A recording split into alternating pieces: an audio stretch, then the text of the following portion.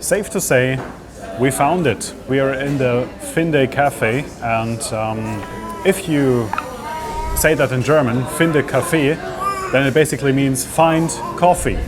And that is what we did. We found it. So this is how we're starting our next day right here in the capital of Tenerife, Santa Cruz de Tenerife. There's no good content without food.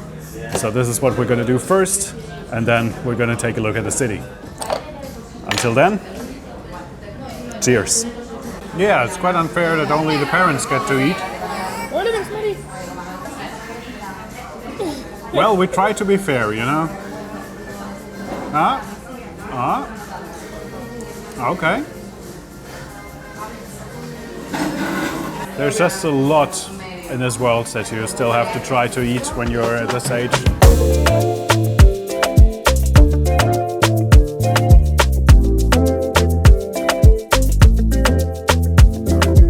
This coffee was so good, we got a second one for the way.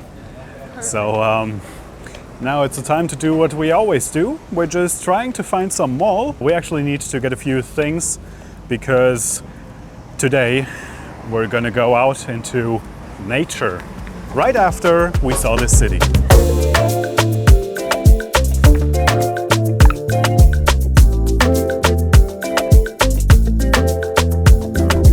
As you can very clearly see, it's soon gonna be Christmas, so everything is already decorated and probably looks fantastic at night. This right here is the capital, housing over 200,000 people on this island, which is crazy.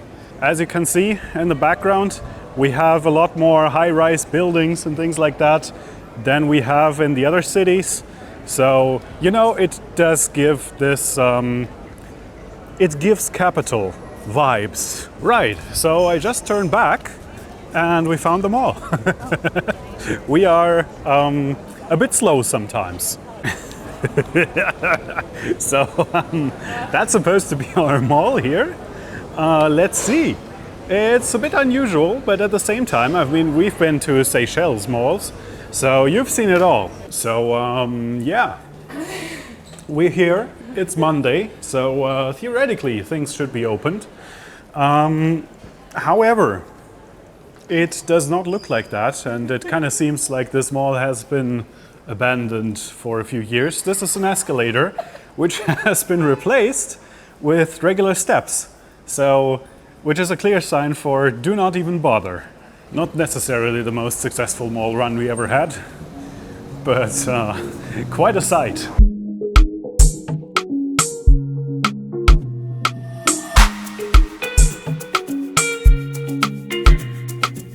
All of those over 200,000 people, they need to go somewhere. And this is where they are, somewhere out there. This place right here surely seems important. It's a door which leads to, well, we saw a Christmas market somehow. All the traffic lights here are off, except the, you know, the ones for pedestrians. They're like just always red, so you never really know when to go and when not.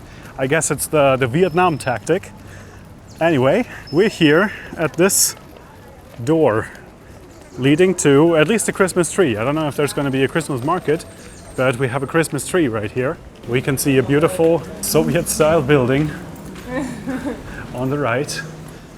And here we have some kind of church tower, I would say. So what you can see here is the municipal market of Nuestra Señora de Africa, which in 1943 was a very important and very nice market before, you know, the wholesale markets came and trends like junk food and all of this nasty stuff started. Then it just kind of lost its relevance until one day they decided to make this basically an effort of self-organizing, and now we still have a little bit of this feeling that this market probably once had, with lots of food stands, lots of smaller souvenir stands, and much, much more. And of course, this beautifully preserved place, because when you look around, you still see those beautiful old architecture as it was in 1943.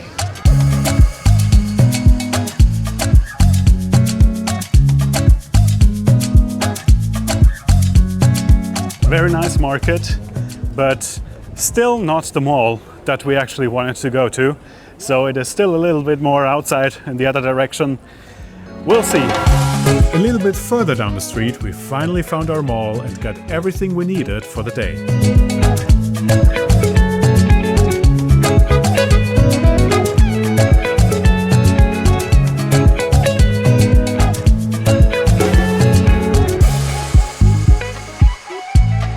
Fully ready for the day, it was time to go back to our parking at the Plaza de España and then head west to our next destination.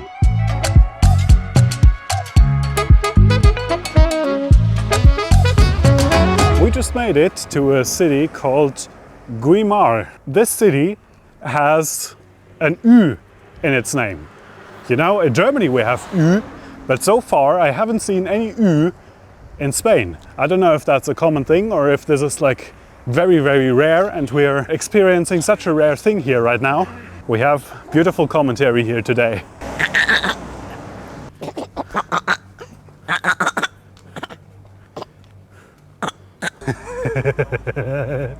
We have bruh in here. And here we have the ship of Christopher Columbus. I don't think he fits on this ship. I also don't think so. Yeah, he can sit like Oh, this. there you go. Now we have different angles. Camera operator, what are you doing? He's a like a second one. Yeah. Here we have the Native Americans seeing those bearded white people that are over there and basically thinking that they're gods. And over here we have the Guanches. They were not really very much impressed. The interesting and fun thing is that when we went here, we didn't really know that we could expect this huge history lesson that's gonna happen here. The only thing that we really knew that we're gonna see are those pyramids here in the background, made of volcanic stone. We're here for a price of $12.50 per person to see the history of this island. But they're also premium experience with a poison garden and what else? Tropical something? Tropicarium, I think it was called. Yeah. Yeah, those two things. Well, Tropicarium is closed. So we decided And to pick the basic. Poison garden, you know, maybe not for the little one. So we just go with the basic experience because we are very basic people. Pyramid number 5. Did we skip 4 other pyramids? I guess. Is it like Mambo number 5? Like I also never heard the first 4 Mambos. What is up with that?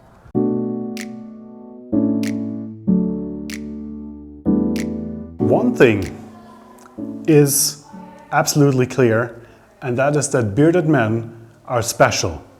We're a very, very special and great kind of man. American Indians could not grow beards. As soon as they saw those first people arriving to this island with beards, they thought they're gods.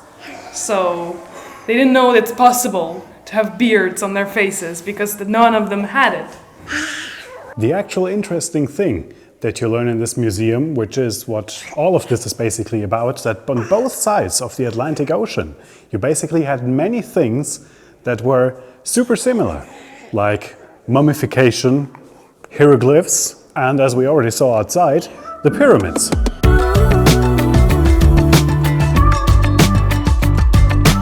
So if you were wondering where the remaining pyramids are, we have all of them, or at least what's left of them, in this direction. As you can see, this is quite a huge area. They had 3 pyramids standing here and a little garden all this way here in the city of Güimar.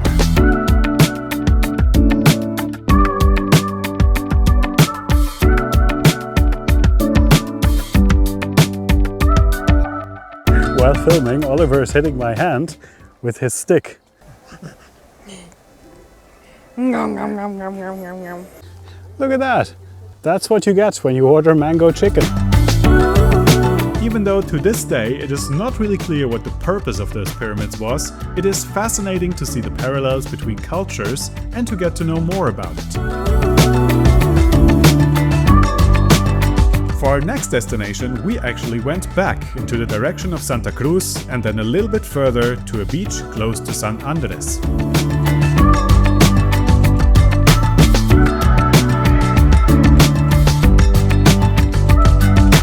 This beach where we are right now has a free parking, which is a nice thing, and is also a quite famous beach because it's the only beach with golden sand. If you've seen beaches, this is not really something all too special, but when you think about it, we're on a volcanic island, which means that most of the beaches that you have here are black sand because of the volcanic stone, the volcanic material, and this one has sand which basically comes from Sahara Desert. Beach experience, first beach for this little guy at the Playa de las Teresitas. Hello, we have this guy in here. They bury in the sand, so you won't find them until you step on them. A little bit of a flashback to Seychelles, if you ask me, where we had the race that did exactly the same on our beach. We'll see if we accidentally discover one of those guys. Don't be fooled, there is no sand like this on Tenerife. The sand of this 2-kilometer long beach has been imported from the Sahara Desert in order to make the beach more attractive for tourists. Well, it worked.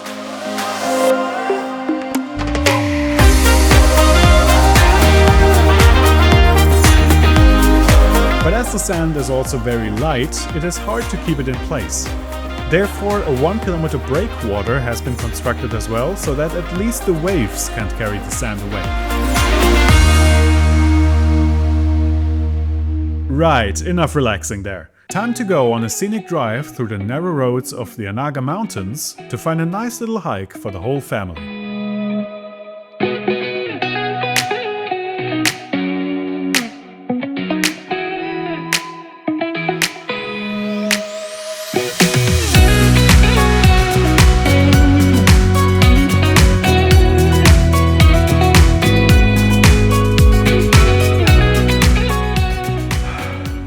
Smells like forest out here.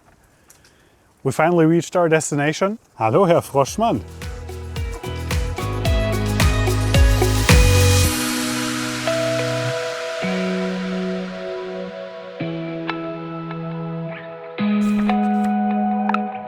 So, welcome once again from the Anaga Mountains.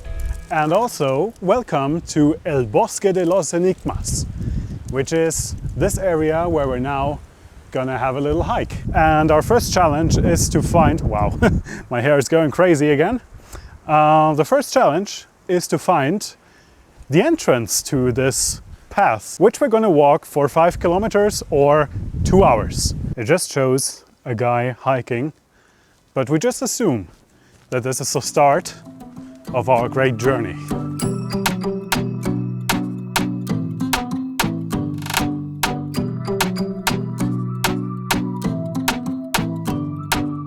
All of the ashes and all of the minerals that you can get out of this volcanic material and out of this the soil and everything, it is like very fertile. And so for millions of years, you already had those kind of trees. And it's actually not only that, like this part where we are right now, of course, looks like this, as you can obviously see it, but there are more different ecosystems which are like very, very special.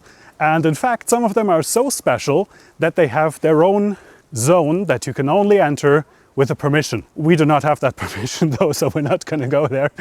Maybe next time, you know. But anyway, I hope you still enjoy this trip as well, just like we do. Ooh, this tree is making sounds. It's two trees rubbing against each other, making this squeaky sound.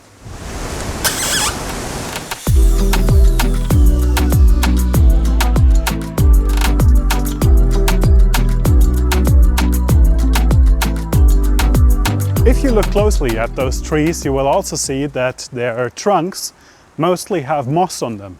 So that is also a thing, you know, because of the humidity here as well. And if you remember our cinematic Madeira video, for example, there were trees just like that. Well, even more extreme, you know, there were those laurel trees with lots of moss hanging from them. And one of the areas where you need permission for to enter actually also has exactly those kind of trees. Family hike. Our first family hike. Well, didn't count previous one yesterday.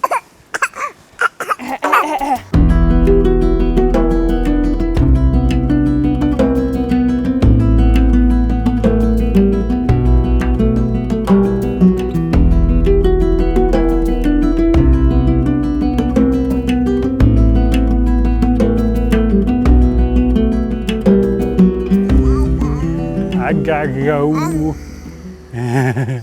Right now it just looks absolutely incredible. This is no longer just a hike. This is some, I don't know, Lord of the Rings or Elder Scrolls kind of thing that we have here. We have one more waypoint left, which is basically the last waypoint before we get back to our parking. This is waypoint number 7, and the distance between 6 and 7 is basically the longest because it's just leading all the way back.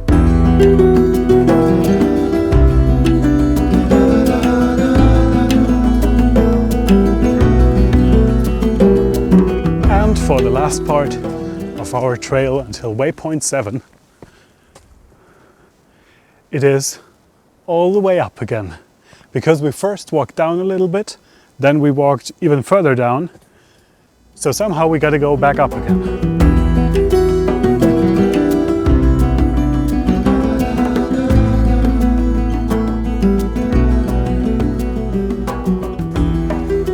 That doesn't look too natural.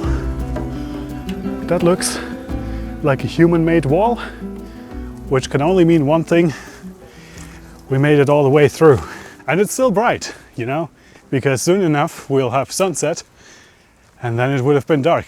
But we made it back to our mirador. Oh, we're saying goodbye to Stick. Yes. Stick was a friend. It was inherited from other person. And it helped me climb this hill. It was a very steep hill. I'm thankful for this stick, and I hope it will serve another person. Hopefully, yeah, it's a nice stick. It did a good service, definitely. All right. One last time, we enjoyed the view from the Mirador de Zapata. Back into the direction of the Playa de las Teresitas, we stopped close to a place called Punto de los Órganos to watch the sun going down.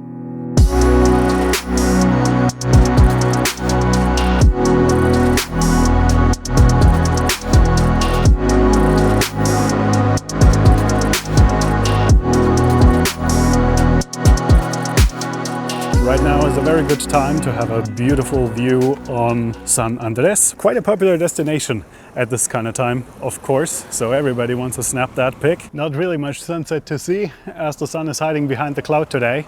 So also the whole city is basically below that cloud. Kind of disappointing, but you know, that's also just part of it. And there's going to be a few more sunsets. We're here for a little bit longer, you know, so this is not our last chance.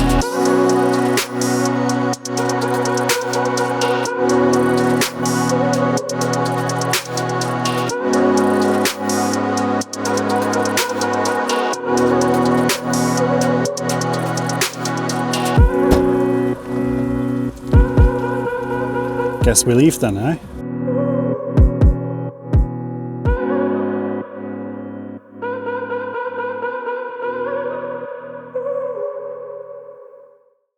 We made it back to our city where we stay and went to a place which is called Restaurante La Gaviota del Atlántico. I did totally not read that from my phone, which is laying next to me. This is the part where we have the beer and the alcohol-free beer. Yes. So you know, it still counts as a beer. All right, to a great day. Yeah. Cheers.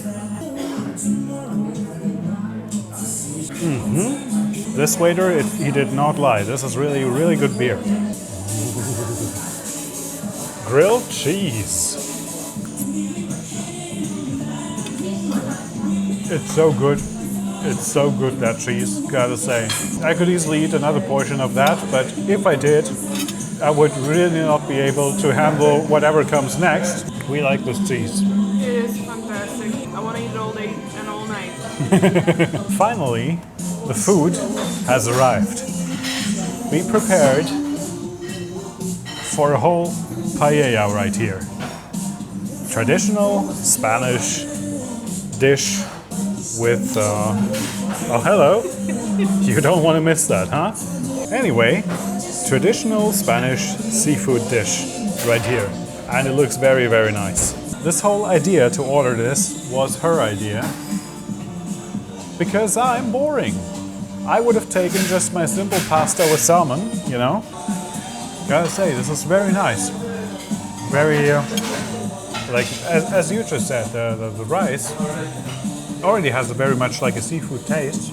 Yes, this is my first time trying that, and so far, I'm very much into it. We've really been fighting here, but so far, it's been quite a success. We did it. Really full, but happy. Happy family, hooray. Yay! So for today, I would say that's kind of it. I hope you enjoyed, and see you tomorrow, bright and early, for a new adventure.